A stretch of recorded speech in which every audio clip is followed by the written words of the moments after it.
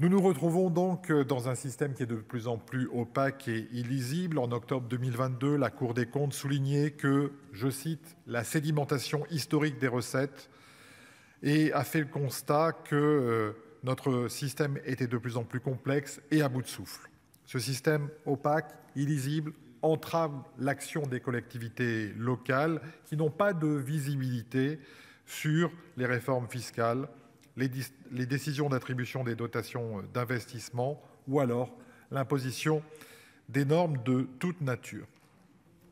L'éparpillement des mesures budgétaires et fiscales concernant les collectivités locales dans la loi de finances ne fait qu'ajouter à la confusion qui s'est installée dans les relations financières entre l'État et nos collectivités, où l'État cherche souvent à faire payer aux collectivités, justement, ce qu'ils ne souhaitent plus assumer. D'où notre proposition qui réside dans 2 points.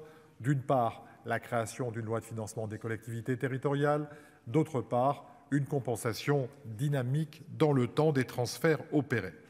S'agissant de la loi de financement des collectivités locales, je rappelle que c'est quelque chose qui est historiquement ancré avec le rapport d'Olivier Guichard de 1976, repris régulièrement, notamment dans le rapport Lambert-Malvy.